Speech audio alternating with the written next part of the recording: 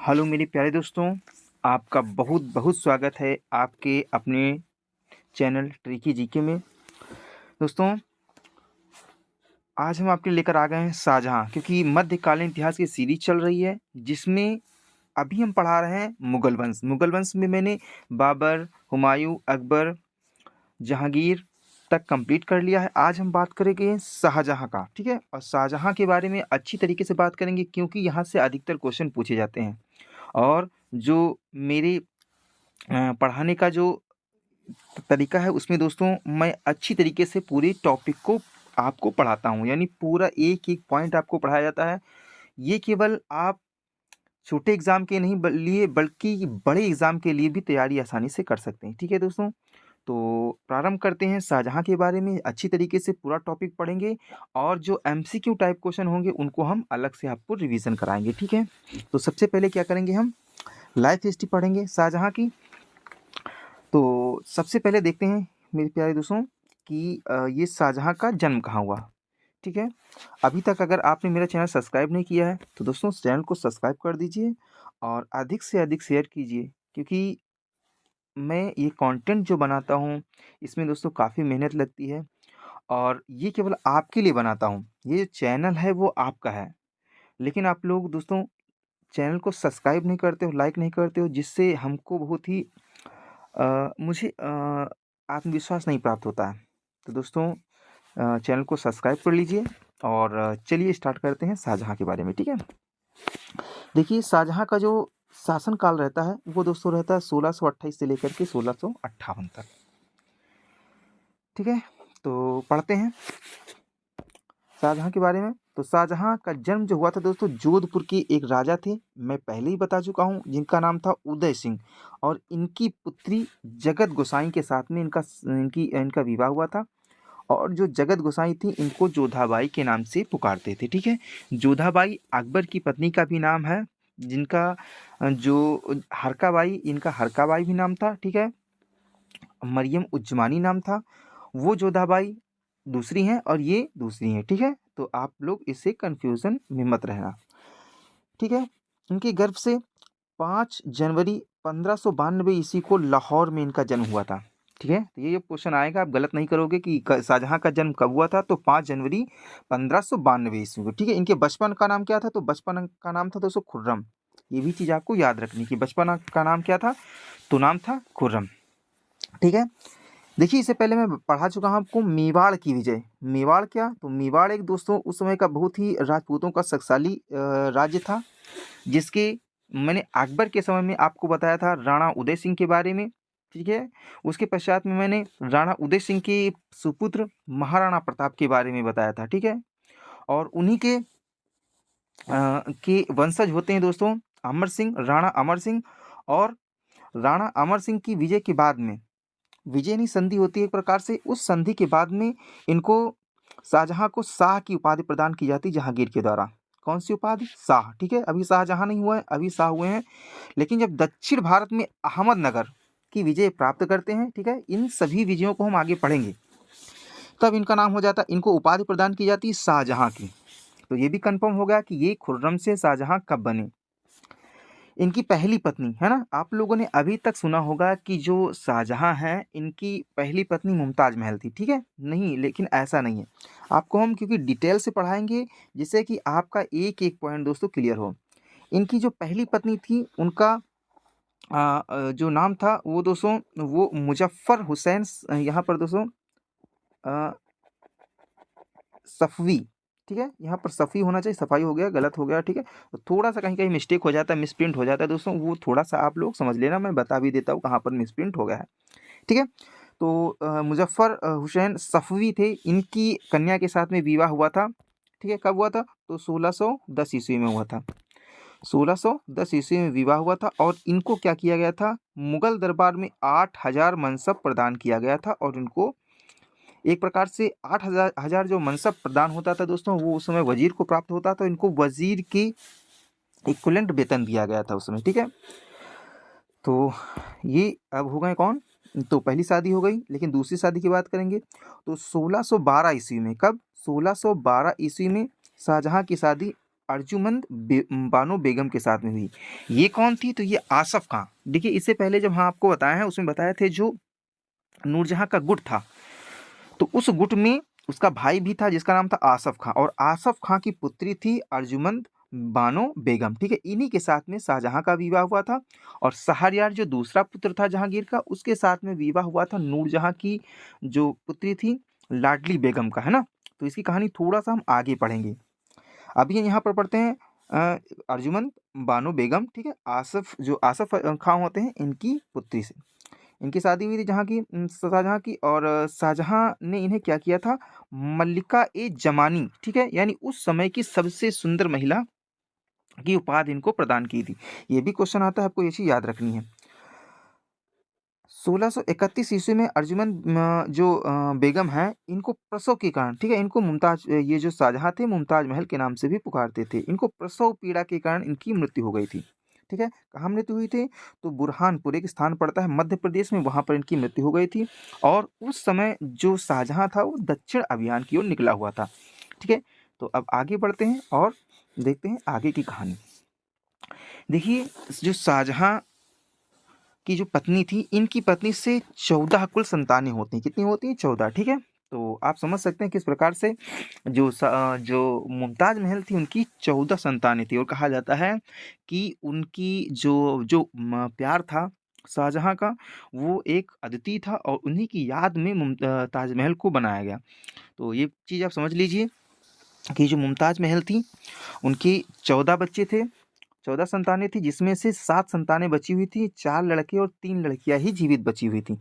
ठीक है, तो यहाँ पर देखिए मुमताज महल की मृत्यु के बाद में उसकी याद में क्या किया गया? ताजमहल का निर्माण करवाया जाता है। जब वहाँ से दक्षिण से आता है शाहजहां, तो वो क्या करता है? ताजमहल का निर्माण करवाता है। ताजमहल के निर्माण में कौन कौन चीज़ें लगी, और किस कारीगर ने, किस वास्तुकार ने उसको डिज़ाइन किया, बनाया, इसकी चर्चा हम आगे करेंगे। ठीक है, मुमताज महल की बताया गया केवल 14 संतानें थी कुल टोटल, और जिसमें से 4 लड़के थे, 3 लड़कियां थी। ठीक है, ये 7 संतानें उनकी जीवित बची थी, और 7 संतानें उनकी मर गई थी। ठीक है, तो सातवीं जो 14वीं संतान थी मोहन आरा के होने पर ही प्रसव पीड़ा हुई थी, और मुमताज महल की मृत्यु हो गई थी।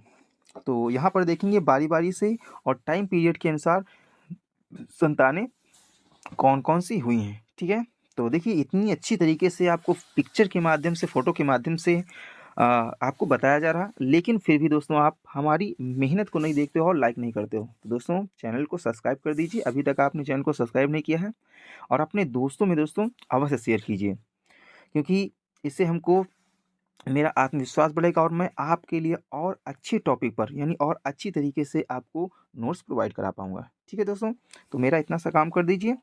तो पहली जो इनकी पुत्री थी, इनका नाम था जहां आरा बेगम, जिनका जो जन्म हुआ था दोस्तों तो 1614 ईस्वी में हुआ था। जहां आरा बेगम का 1614 ईस्वी में। ठीक है, फिर जो दूसरी पुत्र हुए थे जिनका नाम था दारा शिको। क्या नाम था दोस्तों? दारा शिको।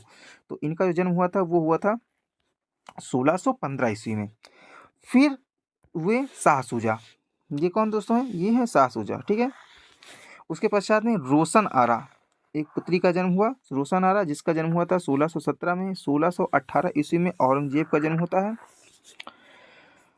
फिर मुराद बख्श का जन्म होता है 1624 में, और लास्ट में 1631 ईस्वी में गौहन आरा। ठीक है, मोहन नहीं दोस्तों, गौहन आरा का जन्म होता है। तो इस प्रकार से जो 7 बच्चों का जन्म होता है, और जो 7 बच्चे इनके एक्सपायर हो जाते हैं, तो वो कहीं हिस्ट्री में दिया नहीं है, इसीलिए उसको मैंने रिवीजन नहीं कराया। ठीक है, तो आप देखेंगे राज्याभिषेक, शाहजहां का राज्याभिषेक कैसे होता है, कब होता है।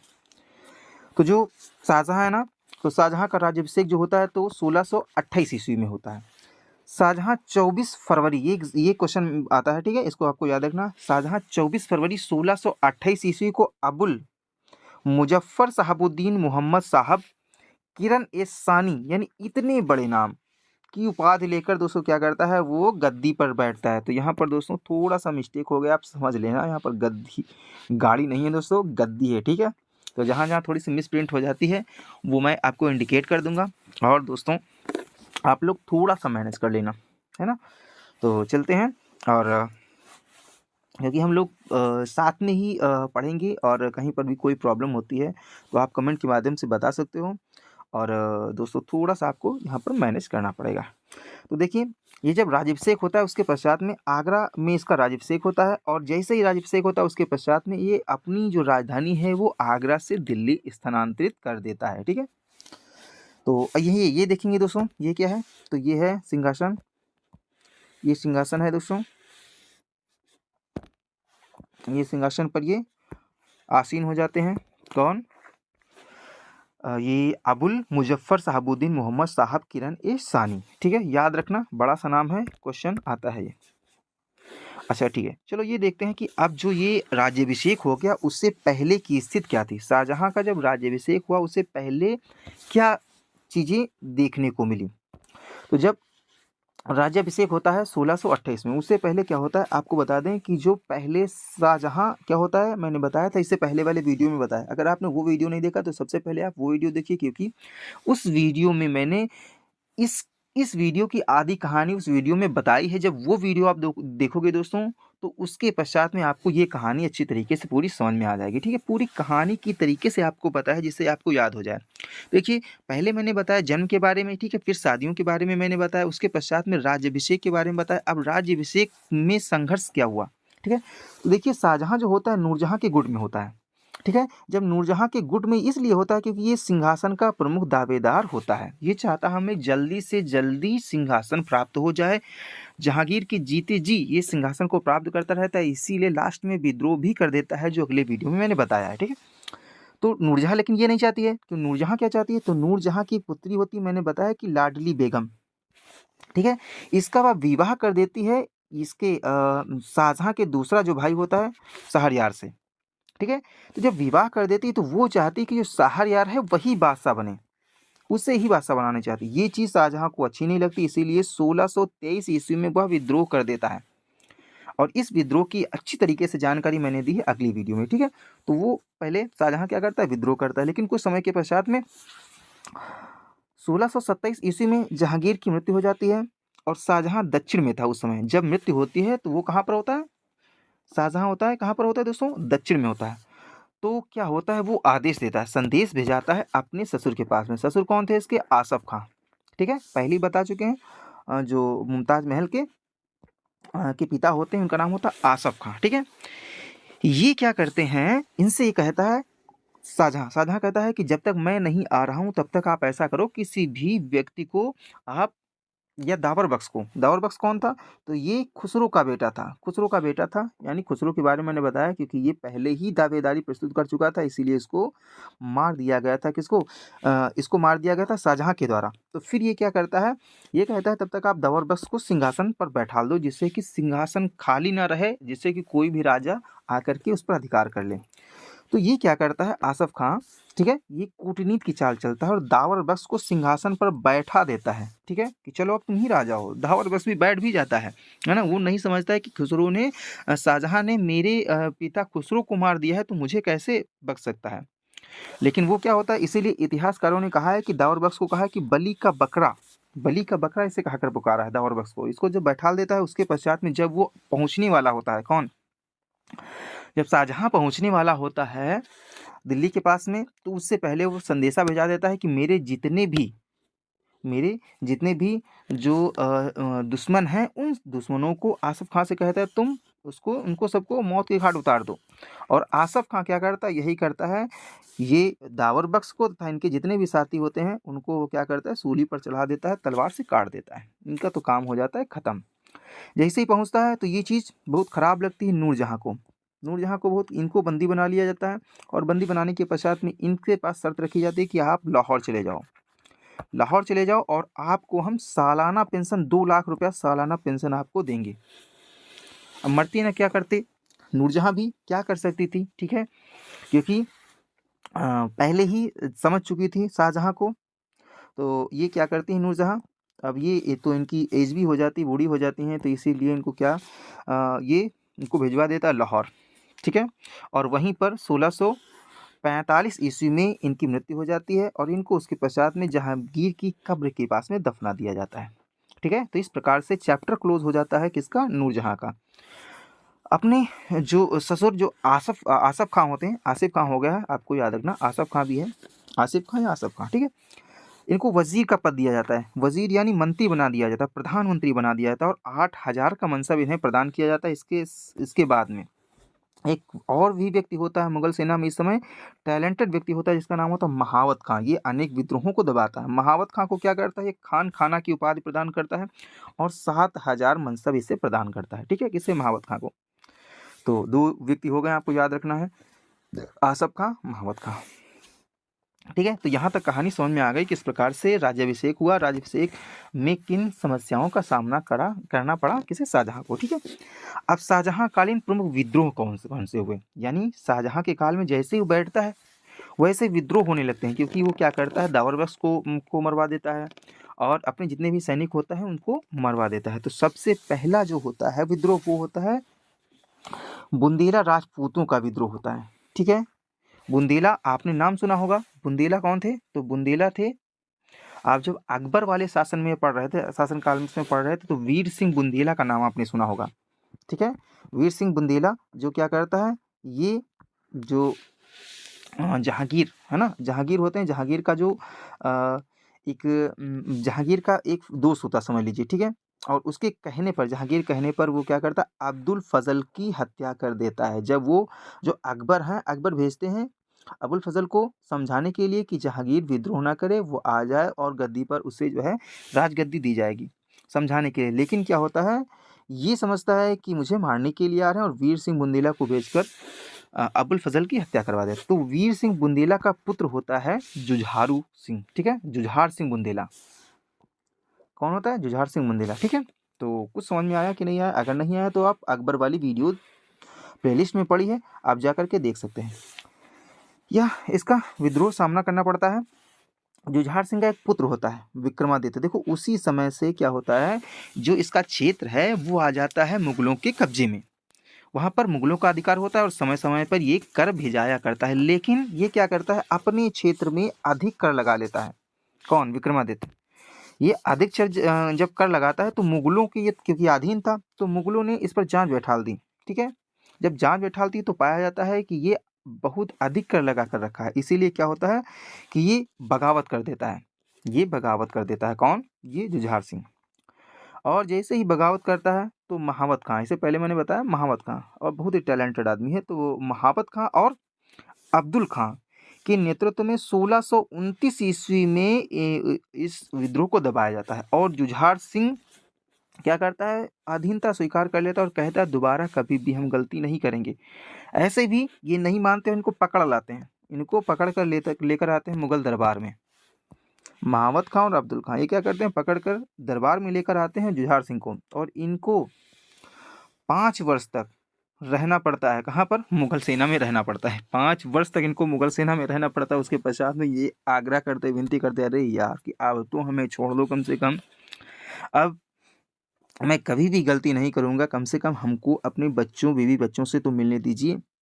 इस प्रकार की आग्रह करके ये क्या करते हैं, इनको छोड़ दिया जाता है और ये चले जाते हैं। कुछ समय पश्चात में ये काफ़ी मुगल सेना में रहकर काफ़ी विजय भी करते हैं, युद्ध लड़ते हैं। उसके पश्चात में इनको छोड़ दिया जाता है और ये ओरछा अपनी राजधानी फिर से लौट जाते हैं, ठीक है। तो ये अपनी जो ओरछा फिर से लौट जाते हैं। लेकिन जैसे ही वहाँ पर पहुँचते हैं तो ये क्या करते हैं, जो इनके आसपास के क्षेत्र हैं ये अपना उन पर धौंस जमाने लगते हैं कि मैं मुगल सेना में रह कर आया हूँ और मुगल सेना क्या है, मुगल हमारे साथी हैं। ये क्या करते हैं, कुछ राज्यों पर बिना शाहजहाँ के आदेश के ये अधिकार कर लेते हैं कुछ राज्यों पर। और ये बात जैसे ही पता चलती है शाहजहाँ को, वो औरंगजेब को 1635 ईस्वी में भेजता है। और भेजने के पश्चात में वो, और औरंगजेब क्या करता है, ये हत्या ही कर देता है। इनका भी चैप्टर हो जाता है क्लोज, ठीक है। तो इस प्रकार से मुगलों के कब्जे में आ जाता है जितना इसका क्षेत्र होता है, ठीक है। और ये जो औरंगजेब की थी पहली विजय थी, जिससे उसका बहुत ही हौसला बढ़ता है। तो इस प्रकार से देखिए, विद्रोह में पहला विद्रोह जो बुंदेला राजपूत का विद्रोह था वो दब गया, ठीक है। दूसरा विद्रोह खान ए जहां लोधी का विद्रोह होता है। ये होता है, ये लगभग चलता है 3 साल, 1628 से लेकर 31 तक। खान ए जहां कौन होते हैं, तो देखिए खान ए जहां कौन होते हैं, तो खान ए जहां एक दक्कन का सूबेदार होता है, दक्कन, ठीक है, दक्कन का सूबेदार होता है खान ए जहां। और उसने क्या किया था, जब बुंदेला ने जब विद्रोह किया था तो इसको दबाने में शाहजहाँ की उसने मदद की थी। ये भी एक अच्छा व्यक्ति होता है, ये मदद करता है मुगलों की, लेकिन क्या करता है उसके बाद शाहजहाँ इसको अपने दरबार में बुलाता है कि यार चलो ठीक है, चलो आप मेरे दरबार में आओ और अपना जो लेखा जोखा है वो प्रस्तुत करो कि आपने क्या इतने, क्योंकि ये भी राज उसी के अधीन ही था। तो ये भी आता है वहाँ पर। जाने के पश्चात में जैसे ही देखता है कि वहाँ का जो उसे जो सम्मान मिलना चाहिए वो सम्मान उसे नहीं मिलता है। ठीक है, जब उसे सम्मान नहीं मिलता है खाने जहाँ लोधी को, तो वो क्या करता है बिना शाही आज्ञा के, है ना, बिना जो है वो शाहजहाँ की आज्ञा के वो चल देता है, यानी वापस चला आता है। और जब वापस चला आता है तो ये चीज़ जो है शाहजहाँ को नागवार गुजरती है, और वो क्या करता है, वो आदेश दे देता है कि इसको वहाँ से हटाया जाए। ठीक है, तो ये चीज़ क्या होता है कि जो अहमदनगर में आक्रमण कर दिया जाता है। अहमदनगर पे जैसे ही अहमदनगर ये पहुँचता है, ठीक है, इसका पीछा करते हुए शाही सेना पहुँचती है और इसको वहीं पर मार दिया जाता है, इसका काम खत्म हो जाता है। तो जहाँ जो खान जहाँ लोधी होते हैं, इनका भी विद्रोह यहाँ पर हो जाता है समाप्त।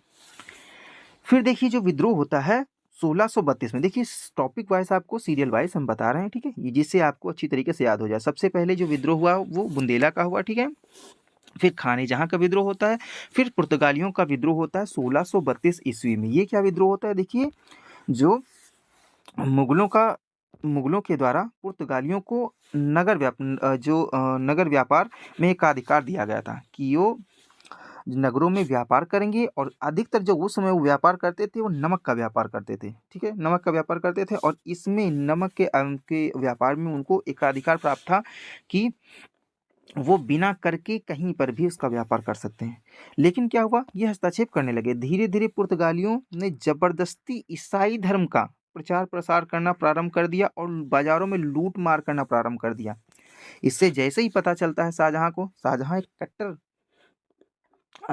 मुस्लिम होता है, उसने जैसे ही देखा ईसाई धर्म के बारे में प्रचार प्रसार चल रहा है, उसने तुरंत आदेश दिया और हुगली में जितनी भी पुर्तगाली बस्तियां थी उन पर आक्रमण करवाया और इनको मार मार कर वहां से भगा दिया। तो इस प्रकार से पुर्तगाली भी यहाँ से भाग जाते हैं। अब लास्ट में विद्रोह देखते हैं, सिख विद्रोह। देखिए जब गुरु अर्जुन देव जी को फांसी दी गई थी जहांगीर के द्वारा, उसके बाद में जो सिख और मुगलों के जो संबंध थे वो बहुत ही खतरनाक हो गए थे, यानी कभी भी उसमें खटास आ गई थी, वो कभी भी संबंध अच्छे नहीं हो पाए थे। इसका यही कारण है कि आगे चलकर ये जो खटास बरकरार रही। ठीक है, तो हुआ यूँ था कि इसमें 3-4 जो कहानियाँ थी जिससे कि विद्रोह उत्पन्न हुआ। पहली जो कहानी बताई जाती है वो एक बार क्या हुआ, शाहजहाँ का जो प्रिय बाज, वो अपने पास प्रिय बाज रखता था, और इनका जो प्रिय बाज है वो गुरु हरगोविंद जो 6वें गुरु थे उनके खेमे में चला जाता है। ठीक है, उनके खेमे में उनका बाज चला जाता है। अब जब उनके खेमे में चला जाता है तो वो बाज देने से मना कर देते हैं। ठीक है, उनके गुरु क्या करते हैं, वो बाज देने से मना कर देते हैं, जिससे मुगल सेना की एक टुकड़ी जाती है। ठीक है, कि आपने आखिर शाहजहाँ यानी राजा का आदेश क्यों नहीं पालन किया, लेकिन उस टुकड़ी को क्या करते हैं, वो खदेड़ देते हैं, और इसमें जो हरगोविंद जी गुरु जी हैं, इनकी विजय होती है।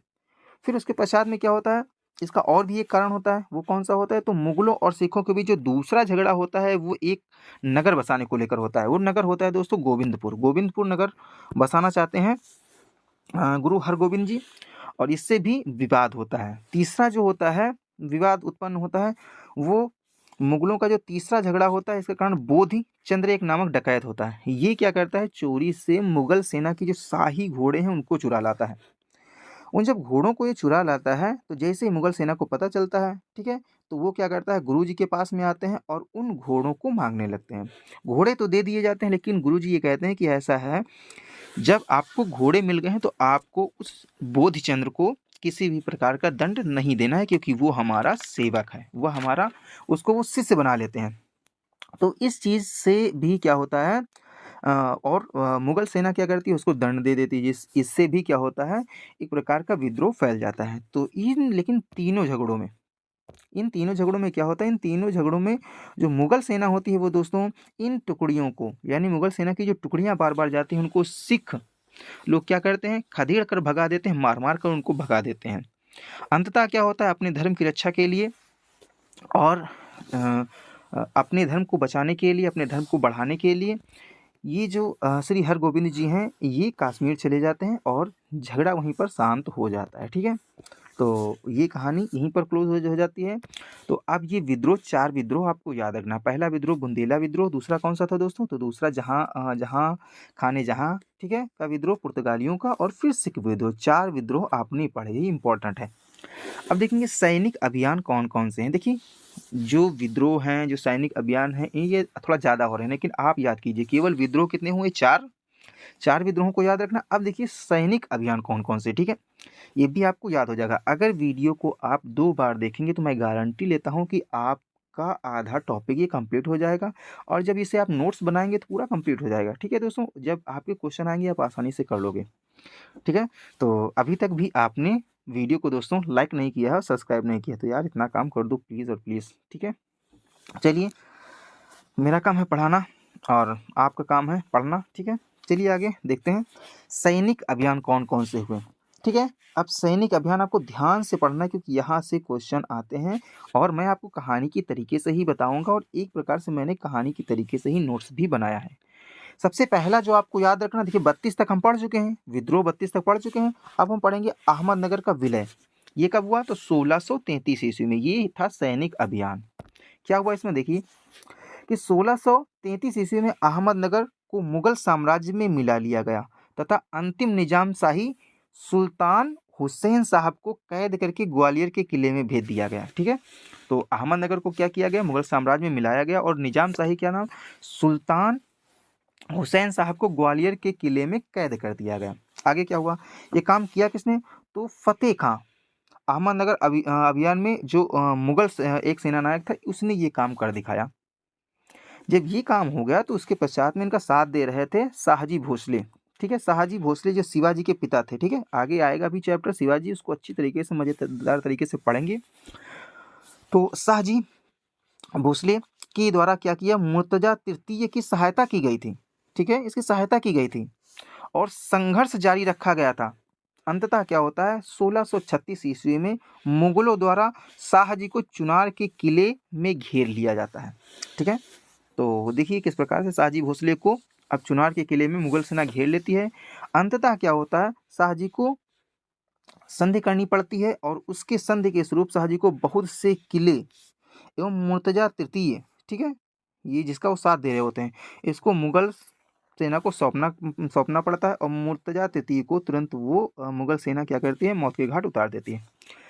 शाहजहां ने मुराद क्या करता है, शाहजहां से बहुत अनुरोध करता है कि तो इससे अनुरोध करने के पश्चात में क्या हुआ, 5000 का मनसब प्रदान किया जाता है किसे, शाहजी को। ठीक है, और पूना, ठीक है, यहाँ पर पूना है, तो पुणे की जागीर दे दी जाती है। पुणे की जागीर दे करके उनको 5000 का मनसब प्रदान किया जाता है, मुगल सेना में रहने के लिए कहा जाता है। ठीक है, लेकिन होता क्या है, अहमदनगर के पतन के बाद में अहमदनगर का पतन हो जाता है, और इसके पतन के पश्चात में जो शाहजी भोसले होते हैं वो अहमदनगर को छोड़कर बीजापुर चले जाते हैं और वहाँ पर शासन करने लगते हैं, वहाँ की सेवा करने लगते हैं। ठीक है, तो अभी ये कहाँ पहुँच गए हैं, बीजापुर। तो जब बीजापुर पहुँचेंगे, तो अब बीजापुर पहुँच गए ना, तो बीजापुर में भी होगा। तो अब हम देख लेंगे गोलकुंडा और बीजापुर अभियान, ये कब होता है, तो ये होता है दोस्तों, ये अभियान होता है दोस्तों 1636 ईस्वी में। इसमें क्या होता है, गोलकुंडा के शासक होते हैं जिनका नाम होता है शेख अब्दुल्ला कुतुब। इनके वजीर होते हैं जिनका नाम होता है मीर जुमला। मीर जुमला एक फारसी व्यक्ति होता है।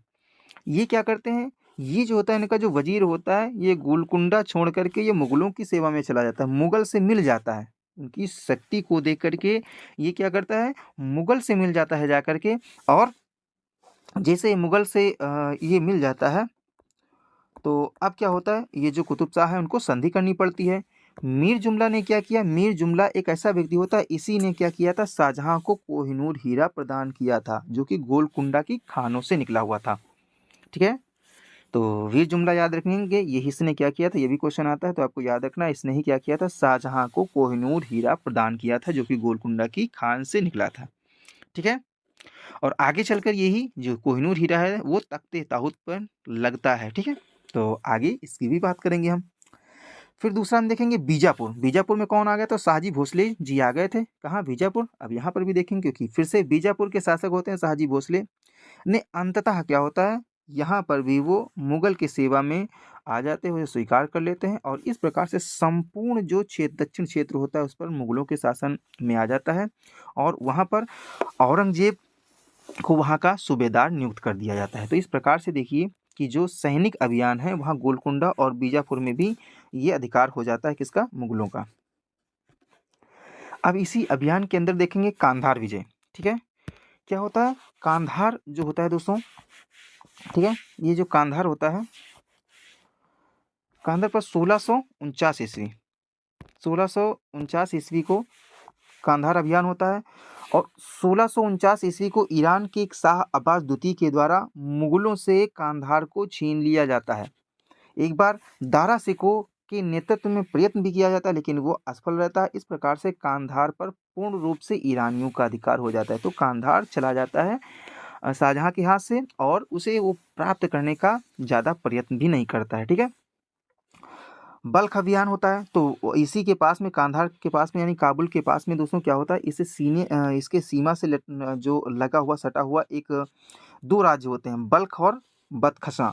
ठीक है, दो होते हैं, और ये चाहता है शाहजहां, क्या करता है, कूटनीति करता है। ये चाहता है कि हमें अगर एक कोई शासक मित्र राष्ट्र मिल जाए, वहाँ पर जो मित्र शासक मिल जाए, वहाँ पर अगर मैं रख दूँ, यहाँ पर वहाँ पर मैं अधिकार कर लूँ, तो ईरान में मुगल से की जो है जीत हो सकती है ईरान पर।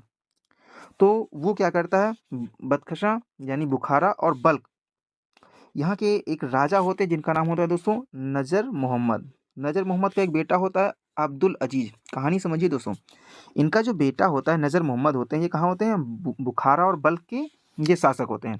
इनका बेटा होता है अब्दुल अजीज। ये क्या करता है, ये अपने पिता के खिलाफ गद्दी को प्राप्त करने के लिए क्या करता है, ये विद्रोह कर देता है। और ये क्या करते हैं, नजर मोहम्मद जो होते हैं ये शाहजहां से सहायता मांगते हैं। शाहजहां क्या करता है, वो मुराद और अली मर्दाना, ठीक है, दो व्यक्तियों के नेतृत्व में, ये मर्दाना दोस्तों थोड़ा सा मिस्टेक हो गई, के नेतृत्व में विशाल सेना को भेजते हैं। लेकिन मुराद क्या करता है, मुराद जो है बल्ख पर अपना अधिकार जमा लेता है, और नजर मोहम्मद, ठीक है, जो सहायता मांगते हैं शाहजहां से, जो नजर मोहम्मद जो सहायता मांगते हैं उन्हीं को वह भगा देता है।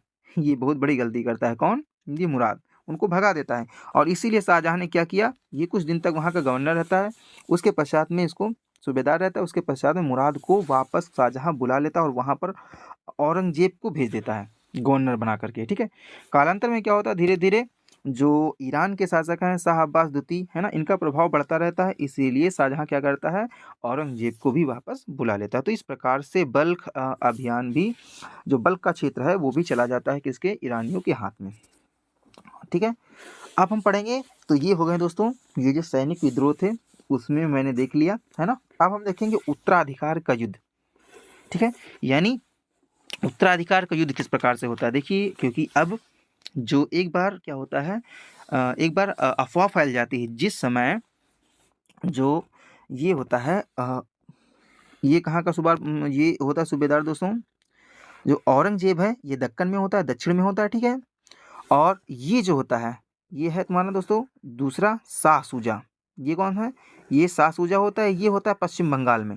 ठीक है, यहाँ पर आगरा और दिल्ली में होते हैं कौन, ये होते हैं शाहजहां। और शाहजहां क्या करते हैं कि दारा शिकोह, अपना जो सबसे बड़ा पुत्र होता है दारा शिकोह, जो कि एक अच्छा व्यक्ति होता है, इसको क्या करते हैं, इसकी अच्छाइयों को देखते हुए इसे दिल्ली की सिंहासन पर बैठा देते हैं। ठीक है, इसको जो सिंहासन है वो दे देते हैं किसको, दारा शिकोह को। और ये बात किसी भी पुत्र को, इनके जो चार पुत्र होते हैं इनको अच्छी नहीं लगती है। एक तो होते हैं मुराद, ठीक है, मुराद को भी नहीं अच्छी लगती है, ना फिर अच्छी लगती है दोस्तों शाह सूजा को, और औरंगजेब तो बिल्कुल इससे नहीं अच्छा लगता है, क्योंकि वो अपने आप को मुख्य दावेदार मानता है इस गद्दी के। ठीक है, इसीलिए क्या होता है, उत्तराधिकार का युद्ध होता है। अब उत्तराधिकार के युद्ध में जैसे ही पता चलता है कि जो शाहजहां हैं वो बीमार पड़ गए हैं और इनकी मृत्यु होने वाली है, अतः क्या करते हैं, शाह सूजा होता है। सबसे पहले कहानी समझिए दोस्तों, शाह सूजा क्या करता है, ये आक्रमण कर देता है किस पर, दारा शिकोह पर। ठीक है। तो यहाँ पर अभी दिल्ली में कौन है, तो दिल्ली में कौन यहाँ पर है, दिल्ली और आगरा में जो शासन कर रहा है वो है दारा शिकोह। ठीक है। अभी देखिए औरंगजेब बिल्कुल शांत बैठा हुआ है, कुछ नहीं कर रहा है। ये क्या करता है, ये आक्रमण कर देता है। जैसे ही दारा शिकोह पर आक्रमण करता है, देखिए ये जो आक्रमण होता है वो होता है 1658 ईस्वी में। इस आक्रमण को बोला जाता है बहादुरगढ़ का आक्रमण। कौन सा, बहादुरगढ़, जहाँ पर जो दोनों से सेनाएं आमने सामने होती हैं वो स्थान होता है बहादुरगढ़। ठीक है। इसमें शाही सेना होती है और शाह सूजा की सेना होती है। ठीक है। शाही सेना, शाह सूजा की सेना, समझ में आ रहा है कि नहीं। शाही सेना का जो नेतृत्व कर रहा होता है दोस्तों, वो दारा शिकोह का पुत्र कर रहा होता है। तो इसमें क्या होता है दोस्तों, जो शाह सूजा है वो परास्त हो जाता है, हार जाता है। तो देखिए शाह सूजा दोस्तों हार जाता है और इसमें जो शाही सेना है उसकी विजय होती है। जब विजय हो जाती है तो दारा शिकोह का आत्मविश्वास थोड़ा बढ़ जाता है। ठीक है। लेकिन ये जो इधर होता है, ठीक है, इसका नाम होता है दोस्तों, अब इसकी बहन जो होती है मोहन आरा, ये इसे भड़काती रहती है। ठीक है। ये गौहन आरा है, ठीक है दोस्तों, मोहन नहीं गौहन आरा। गौहन आरा क्या कहती है, इसे भड़काती रहती है और इसका साथ देती है। देखिए हर भाई के साथ में इसको शाह सुजा को छोड़कर हर 3 जो बहनें थी वो साथ दे रही थी। औरंगजेब का साथ दे रही थी रोशन आरा, ठीक है, और जहां आरा साथ दे रही थी दारा शिकोह का, और जो गौहन आरा है वो साथ दे रही थी किसका, मुराद का। ठीक है। तो यहाँ से क्वेश्चन आता है, आपको याद रखना कौन किसके साथ में है। जो दूसरा आक्रमण होता है वो अप्रैल 1658 ईस्वी में होता है। देखिए पहले जनवरी में हुआ, 3 महीने के बाद यानी अप्रैल में होता है। इस युद्ध को कहा जाता है धर्मत का युद्ध। अब धर्मत के युद्ध में क्या होता है, ये भी चुप नहीं बैठने वाला, इसने भी आक्रमण कर दिया दारा शिकोह पर। और इसमें क्या करता है, ये कूटनीति की चाल चलता है, कौन, औरंगजेब। ये साथ देता है किसका, मुराद का साथ देता है कि तुम आक्रमण करो, मैं आपके साथ में हूँ। ये अपनी सेना देता है और ये क्योंकि ये मेन दावेदार अपने आप को मानता है, ये कूटनीति की चाल चलता है कि मैं ही अगला राजा बनूंगा। जैसे ही संयुक्त सेना इसकी मिल करके आक्रमण करती है इस पर, और इसमें क्या होता है, जो दारा शिकोह होता है दोस्तों, इसकी सेना कमजोर पड़ जाती है और इस प्रकार ये हार जाता है। ठीक है। तो अब कौन जीत गया दोस्तों, अब जीत गया ये जीत जाता है दोस्तों मुराद। मुराद जीत जाता है। उसके पश्चात में देखिए 2 युद्ध हो गए, इसमें एक में ये हार गया, ठीक है, शाह सूजा हार गया, तो इसका काम खत्म हो गया। ठीक है। अभी इसका काम खत्म, लेकिन एक बार ये हार गया। फिर उसके पश्चात में दारा शिकोह भी हार जाता है। यहाँ पर औरंगजेब और ये मुराद जीत जाता है। तीसरा जो युद्ध होता है वो मई में होता है, अप्रैल के बाद मई यानी 1 महीने बाद 1658 में। इस युद्ध को कहा जाता है सामूगढ़ की लड़ाई। ठीक है। इसमें शाही सेना की तरफ से जसवंत सिंह होते हैं। ठीक है। जसवंत सिंह और औरंगजेब व दारा शिकोह, ठीक है, इनके बीच में लड़ा जाता है। इसमें क्या होता है, यानी इसमें फिर एक बार युद्ध होता है औरंगजेब से और दारा शिकोह से। इसमें भी क्या होता है, इसमें दारा शिकोह हार जाता है, औरंगजेब से दारा शिकोह इसमें एक बार फिर से हार जाता है।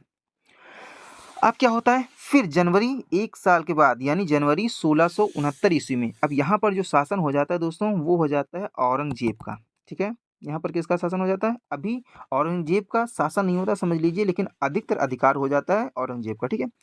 फिर क्या होता है, जनवरी में खजुआ का युद्ध होता है, औरंगजेब और शाह सूजा, यानी ये युद्ध करता है इससे। ठीक है। ये युद्ध करता है इससे, कहता है क्योंकि ये जानता है कि अगर औरंगजेब अब इसको हरा चुका है, ठीक है, औरंगजेब इसको हरा चुका है, तो जाहिर सी बात है कि ये अब इस पर अधिकार भी कर लेगा, दिल्ली के शासन पर अब इसका अधिकार होगा। इसीलिए क्या करता है, जो ये शाह सूजा होता है ये आक्रमण करता है औरंगजेब पर। लेकिन इसमें इसकी हो जाती है हार। जब इसकी हार हो जाती है तो इसी में इसको मार भी डाला जाता है, औरंगजेब के द्वारा इसको मार दिया जाता है, इसका काम हो जाता है खत्म। ठीक है। फिर क्या होता है, एक युद्ध होता है 1669 ईस्वी में, देवराई का युद्ध। ठीक है। इसमें औरंगजेब और दारा शिकोह की आमने सामने की लड़ाई होती है, और इस युद्ध में दारा शिकोह एक बार फिर से हार जाता है और औरंगजेब जीत जाता है। जब औरंगजेब जीतता है तो ये क्या करता है, कूटनीति का चाल करके सबसे पहले क्या करता है, अपने भाई मुराद को भी मरवा देता है, इसका भी काम खत्म करवा देता है। ठीक है। अब अकेले दावेदार होता है और ये जाता है दिल्ली पर, अधिकार कर लेता है, और यहाँ की जो न्याय व्यवस्था यानी न्याय व्यवस्था के अनुसार ये इसको दारा शिकोह को दोस्तों क्या करता है, ये विद्रोही घोषित कर देता है, विद्रोही घोषित करता है।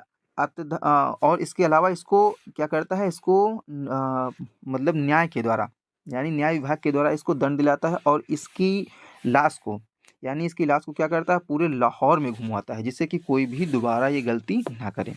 तो इस प्रकार से दिल्ली के शासन पर अब अधिकार हो जाता है दोस्तों, जो सिंहासन होता है वो अधिकार हो जाता है किसका, ये औरंगजेब का।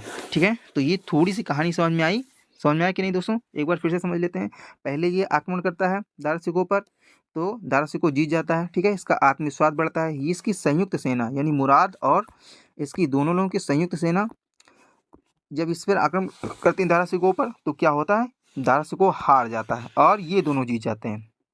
ठीक है, जब ये दोनों जीत जाते हैं तो क्या करते हैं, इसकी संयुक्त सेना फिर ये जब लड़ाई करता है, यानी शाह शुजा इस पर लड़ाई करता है, शाह शुजा भी हार जाता है और इसी युद्ध में इसको मार भी दिया जाता है।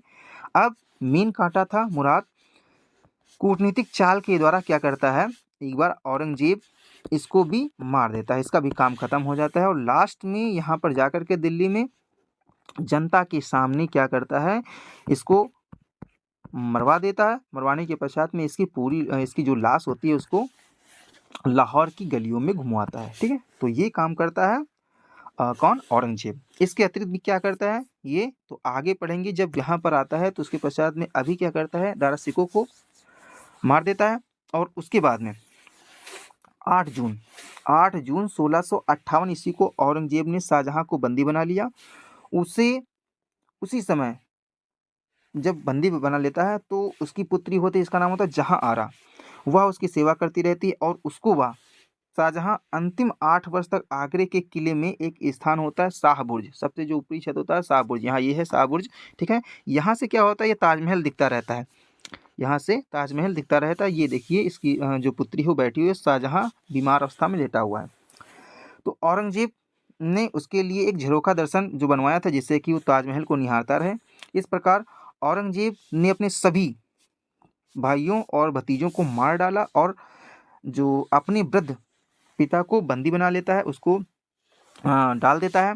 ठीक है, शाह बुर्ज में डाल देता है और तख्ते ताउस, ठीक है, तख्ते ताउस जो होता है वहाँ से उसको हटा देता है, हटा करके उसको आगरे के किले में कैद करवा देता है। और 1658 ईस्वी में क्या है, सम्राट बन बैठता है। कौन सम्राट बन गया दोस्तों, तो औरंगजेब। तो इस प्रकार से शाहजहां की कहानी जो है वो दोस्तों खत्म होती है। और 22 जनवरी 1666 ईस्वी को 74 वर्ष की अवस्था में शाहजहां की मृत्यु हो जाती है और ताजमहल में मुमताज महल के पास में इसे दफनाया जाता है। ठीक है, तो ये यहाँ पर देखिए मैंने चित्र के माध्यम से बताया है। तो इस प्रकार से ये जो शाहजहां का चैप्टर है वो होता है क्लोज। ठीक है, तो शाहजहां से जुड़े कुछ तथ्य हैं, इनको हम पढ़ेंगे अगले वीडियो में। ठीक है, तो अगले वीडियो में देखेंगे दोस्तों शाहजहां से रिलेटेड तथ्य और एमसीक्यू टाइप क्वेश्चन जो आपके एग्जाम में बार बार पूछे जाते हैं। ठीक है, ये वीडियो यहीं तक। अपना कीमती समय देने के लिए धन्यवाद। अगर आपको वीडियो अच्छा लगा हो तो दोस्तों प्लीज़ चैनल को सब्सक्राइब कीजिए और वीडियो को लाइक अवश्य कीजिए। ठीक है, मिलते हैं अगली वीडियो में।